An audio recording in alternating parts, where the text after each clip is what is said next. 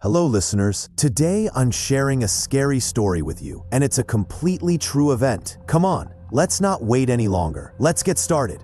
This isn't a tale from long ago. To be exact, it's an incident from December 2022. The setting is a remote village in India. It was a bitterly cold winter night, the kind that chills you to the bone. The man who experienced this unbelievable, spine-chilling event was named Ayaz. Ayaz is a construction worker and a mason who worked a good distance away, several villages from his home. Usually, Ayaz would be home by 8 or 8:30 p.m., but that night, he was extremely late. The clock had already struck midnight. The darkness was dense, and the village path was silent, save for the occasional twinkling of fireflies. Ayaz had to take a route that led straight through a graveyard. Though the graveyard had been renovated after 2015, the atmosphere at night remained terrifying. A tired Ayaz was cycling home after a long day's work. As he approached the graveyard, his eyes suddenly focused on something strange. Just ahead of the boundary, he saw 5 or 6 small sheep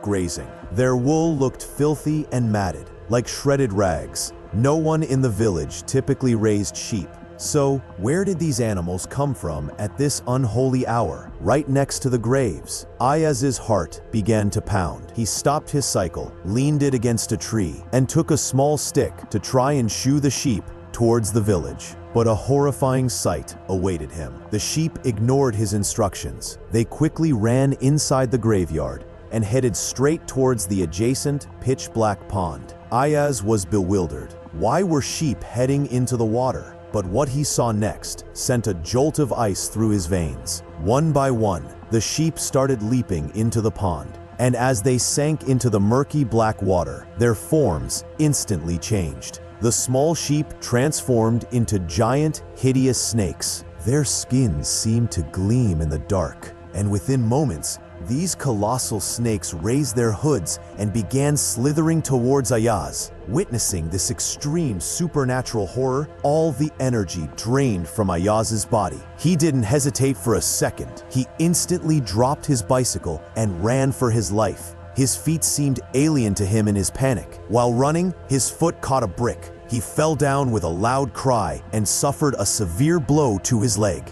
The pain was excruciating. Not just pain, one of his toes was split open, and warm blood poured out profusely in the cold night. Yet he didn't lose consciousness. He struggled back to his feet, rejecting the fear of death. He closed his eyes and began reciting the Holy Quran aloud. His voice was trembling in the silent night, but every word carried immense faith. Moments later, when he hesitantly opened his eyes, he saw the hideous snakes were gone. Silence returned. Ayaz tried to run again, but couldn't because of his injured foot. He dared not return for his bike. What if the horrors came back? He abandoned the cycle and began limping towards home. He passed the graveyard and the pond, reaching a huge, dense bamboo grove. He knew if he could just get past this grove, the village houses would begin. He was praying he could make it across. The grove was large. As he was walking, he suddenly spotted a still figure wrapped in a white cloth. About 12 to 13 feet tall,